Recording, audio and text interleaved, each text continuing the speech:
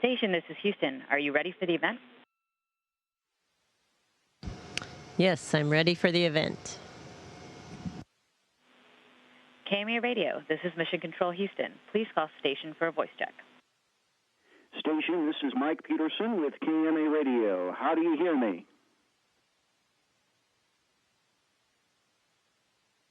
Your first words were cut off, but I think I hear you.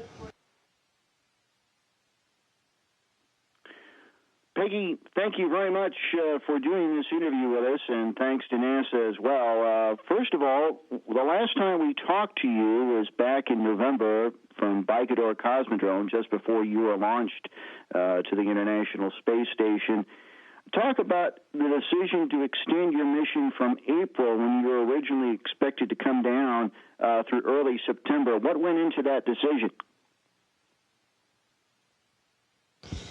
Actually, it was just a coincidence of incidents that happened here on board.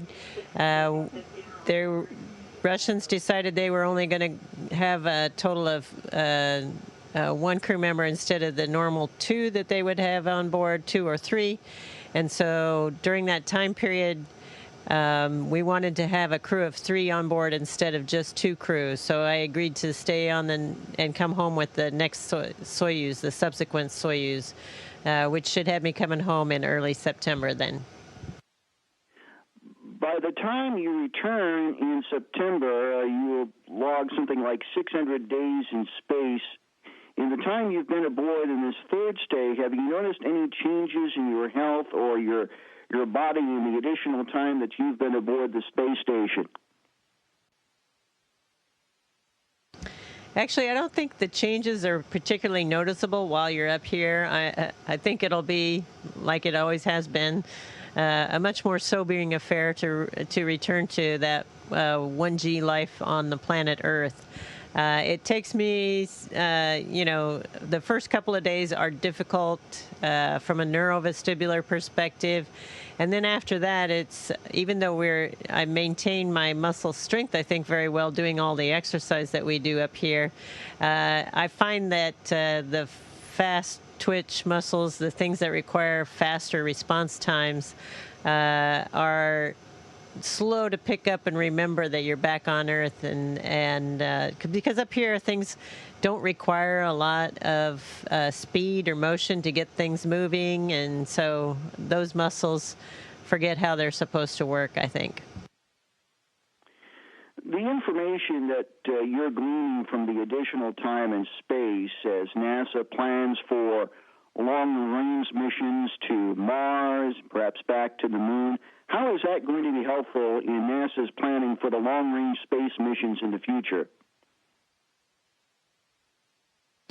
Well, it's good for us to have additional people that are staying a little bit longer on board the space station to try and understand those slightly longer durations. Right now, we've got a pretty good database of 6-month flyers on board station, and so the natural extension is important for us, particularly if we go on trips to Mars, where those trips may last anywhere between 6 and 9 months just to get there. So we need to have a good understanding of how our bodies are going to respond when we get back to a gravity environment, and an understanding of what happens over the course of that time period. So I'm, I guess, an additional data point for NASA. And, of course, just the generic science that we're able to accomplish with more crew members on board here has also been a huge plus. Speaking of the crew members, you've had kind of a change in personnel in the months that you've been aboard the space station. Some of the Russian crew members and other international crew members have come and gone. What's it like to have to adjust to having new crew members come aboard the station during the last few months? Or what goes into that? Well, actually, during Expedition 16, we were also changing out crew members via the shuttle, so one out of 3 of the crew members was changing. It was a kind of a dramatic change for me to go from the original crew that was with us for the first 5 months or so, 5.5, 6 months, and to have 2 of those crew members leave. Shane had left on a previous Soyuz flight, and so there was an adjustment there in April when he left, and then when Thomas and Oleg left in June, another adjustment. There was some overlap there when Jack Fisher arrived, and so we had some adjustment time period there before, this most recent change 2 weeks ago or a week and a half ago with the newest crew that arrived with Randy Bresnik, Paolo Nespoli, and Sergei Ryzhikov. So it's been a continually changing process, and from observation of being able to see those changes, I think it's neat to see how one personality can make a huge difference in just the interactions of the crew. It's I think very impressive. We're talking with astronaut Peggy Whitson aboard the International Space Station this morning. Peggy, back in April, you did set the record for cumulative time for a U.S. astronaut. What's it like to be included now amongst the space legends that we've talked about? Armstrong, Glenn, Shepard, Gagarin, Sally Ride. What's it like to be included amongst those people now as the all-time record holder for a U.S. astronaut in space? Well, I'm not sure I'd put myself in that same category, but I do think that having records, breaking records all the time is important for NASA. It shows that we are still progressing, we are still doing new things, and continuing to expand on what we know about space. And so I think it's very important for us to be breaking records, important for all of NASA. So it gives me pride to be a part of that. Also this time aboard, you have set the record for the number of spacewalks by a female astronaut. I have you at 10, and if I'm shorting you, let me know. But talk about the work that goes into preparing for a spacewalk. How much work do you do either on the ground or when you're up there to get ready for a spacewalk? And what are some of the challenging aspects of being in outer space and relying on your spacesuit to keep you protected? That's a really great question, and there's a lot of preparation that's involved. Just the physical preparation, being able to work in a suit that's pressurized. That means that every time you move your hands out or in, basically anytime you move your hands from a relaxed position, it's going to take energy and strength. And since we are, quote, walking on our arms, we have to have a lot of arm strength, forearm strength, hand strength is very important. And so we do exercises on the ground to prepare us for that. Obviously, we continue those exercises up here in space because we want to be able to preserve that strength in order to do the spacewalk. The other preparation that you have to do is just the practice. We practice in a neutral buoyancy laboratory. Basically, it's a really large swimming pool with piece parts of the International Space Station underneath the water. They're mock-ups of the station, but they're full-size mock-ups. And so we can't even get the whole station inside this pool because it's so large. But we practice all the different scenarios that we might imagine doing up here. And that kind of trains you generically to do any task, because I've done tasks up here before on spacewalks that were not planned, and I had never practiced before. So it's a really good training program, I think, because it gives you this great base from which they can build and provide training materials on orbit here for those specific situations that were not planned for and we had not specifically trained for. So I really think we've got a great training program for that. We also have like a virtual reality view, so we can kind of fly around on the computer and see where we'll be going and try and understand how we would translate to get to certain locations. Where's the best place to, put my body restraint tether and all that kind of thing, so we can plan it out in advance. Peggy, we've run out of time. Thank you very much for speaking to us, for taking time out to do this. We wish you good luck and Godspeed on your return to Earth next month, and we hope to be talking to you when you're back here on the ground after you get back. Thank you very much for being with us this morning. Well, thank you so much, and good morning to all the local area in Shenandoah. Station, this is Houston ACR. That concludes the KMA radio portion of the event. Please stand by for a voice check from space.com.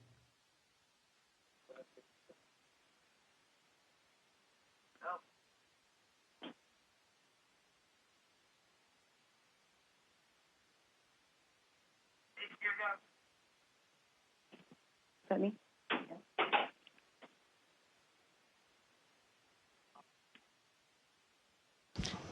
I'm not copying. How do you hear me?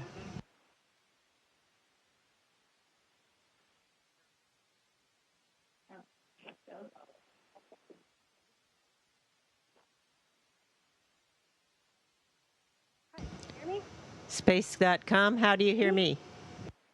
I hear you loud and clear. How do you hear me? I have you loud and clear now as well. Great. Thank you so much. And thank you for speaking with us today. I understand that this has been a very long and eventful trip for you to the International Space Station. So how long have you been there now, and what have been some of the highlights of your mission? I think I'm around 630 some days. Highlights have obviously been 4 different spacewalks, but I've really enjoyed a lot of the different scientific research I've done this time.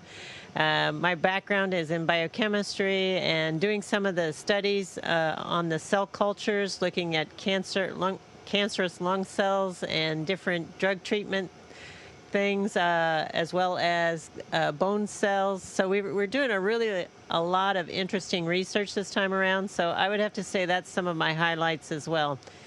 But being in space every day is a highlight. It's hard to pick just one. Great. And so speaking of science, I'm wondering if you plan to watch the total solar eclipse on August 21st, and if you'll be doing any science with that, or just kind of watching and taking pictures, or what are your plans? We have plans to take pictures and watch during the eclipse. Our orbits won't be terribly close. I think they said around 1,700 miles. But we're still hoping to be able to see it on 3 different orbits around the Earth. So that'll be interesting, fun. My first time to see an eclipse from up here.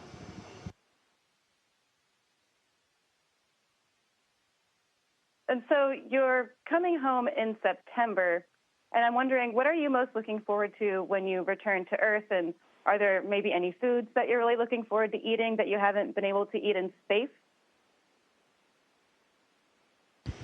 Well, obviously, I'm looking forward to seeing friends and family, and but I would have to say the thing I've been thinking about the most, kind of been fantasizing a little bit about different foods that I want to make and vegetables that I want to saute, things that I've missed up here. And so after you return home, do you have any plans to maybe go on a vacation, or are you going back to work? And if you do go back to work, what kind of work would that entail? The first 45 days after we land from a long-duration space flight, we are doing rehabilitation, trying to get our bodies used to being on Earth again. We do a lot of the baseline data collections, the final data collections for all the experiments that have been running since before we launched. So there's many investigations on the human body that we've been doing up here on orbit. And so we'll have to continue those studies as well during that first 45 days. Some of those will last out to 6 months, where we're doing data collections to continue that process. In addition to that, we're doing a lot of debriefs, talking to the ground teams about procedures that worked really well, procedures that we need to try and improve on, tools or hardware things that we had issues with, just ideas of how to operationally improve the efficiencies up here so that we can get even more done.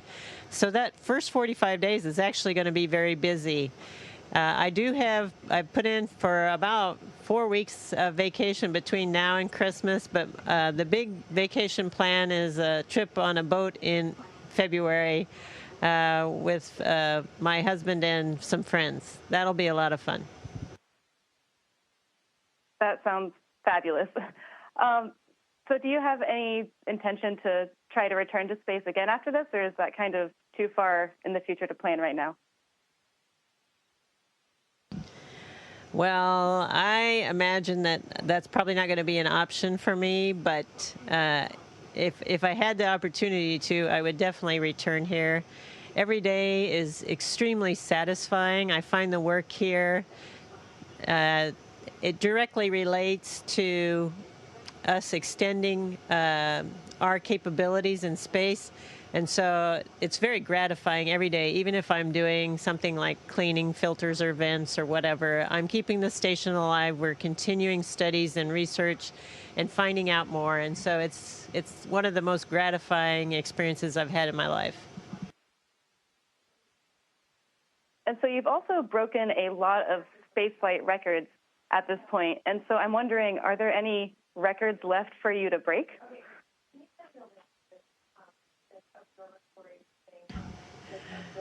Well, I could be even older. That's not necessarily a record I went after, but being the oldest woman in space. So there's that. And so which would you say that you're the most proud of, or that you had to work the hardest to achieve?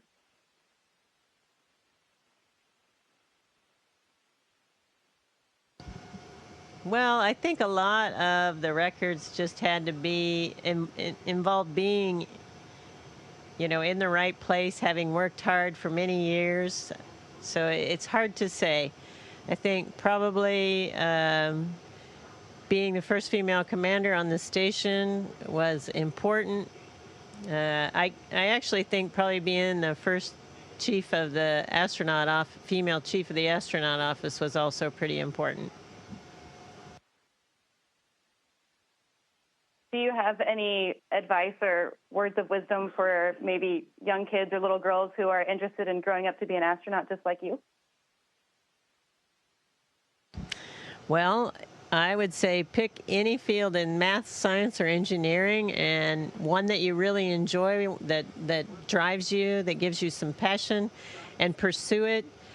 I would also say that for me in particular, trying to do more than I might have thought was possible was very important, I think, in leading to the eventual successes that I've had the privilege to experience. So I would say live just a little bit outside your comfort zone. Push yourself to more than you think you might imagine you could do. Great. And so why do you think that spaceflight is really important? And so the work that you do at the International Space Station, all the research, why do you think that this is really an important thing that we should invest in? Well, I think the research that we do up here is going to pay off in lots of different ways. There's many different spin-off examples of things that are now used on Earth. But for instance, one of the research experiments that I was working on 2 weeks ago, we were looking at cancerous lung cells growing as tissue culture, and we were testing a new drug that is attached to an antibody that would specifically attack those cancer cells. And so the scientists on the ground will give all the quantitative results, but just looking through the microscope, it looked like they were doing the job because they were killing the cancer cells. What that will lead to in the future, I don't directly know the answer to, but it is a key part of research that I think will help in understanding. And that's what I can say about so many of the different research projects that we're working on. Some of them are very basic principles of capillary action and capillary flow. Physical actions like how fires burn in zero gravity, that could apply to future space flights, future spacecraft. So there are so many applications that apply not only to the future exploration of space, but also directly to on Earth. We're testing other drugs to maintain bone density, because obviously this environment up here, we lose bone density much more quickly. We're looking specifically at mechanisms for how that's happening and trying to understand that. And that may in the future allow us to develop better ways to mitigate osteoporosis, for instance. So they're like research on the grounds. It takes many years to get a final answer. But each step, I think, is very important. Great. Well, thank you so much, Peggy. Thank you for your time, and I wish you the best of luck in the rest of your space adventures.